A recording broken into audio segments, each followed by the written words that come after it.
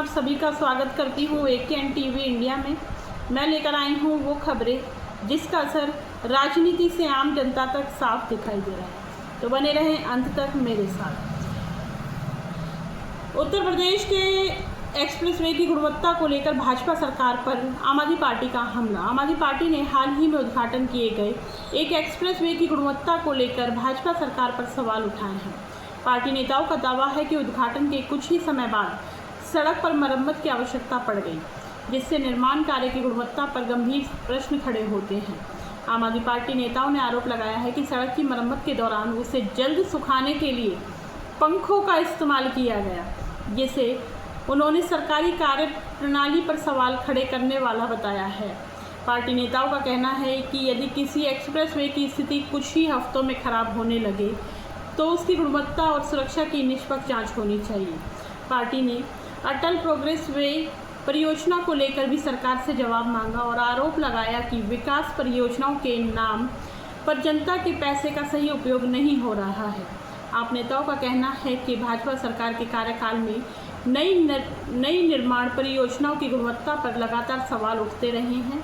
आम आदमी पार्टी ने पूरे मामले की स्वतंत्र जांच कर जिम्मेदार अधिकारियों और संबंधित एजेंसियों के खिलाफ कार्यवाही की मांग की है। आम आदमी पार्टी के राष्ट्रीय संयोजक अरविंद केजरीवाल जी ने E20 पेट्रोल को लेकर मोदी सरकार पर गंभीर सवाल उठाए हैं। उन्होंने दावा किया है कि SIAM society of Indian automobile manufacturer की एक रिपोर्ट में कहा गया कि E20 ईंधन में क्लोराइड और मॉइस्चर की मात्रा बहुत अधिक होने के कारण वाहनों को नुकसान हो सकता है।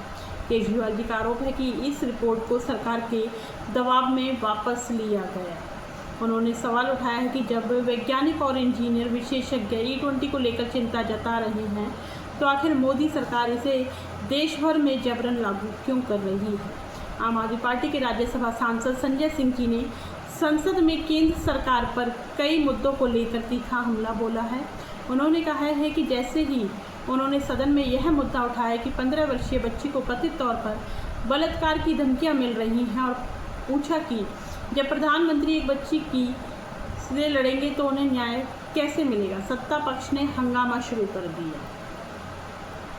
पेपर लीक के मुद्दे पर उन्होंने दावा किया कि वर्ष 2005 से 2014 के बीच 72 पेपर और 2015 से 26 के बीच 148 पेपर लीक हुए।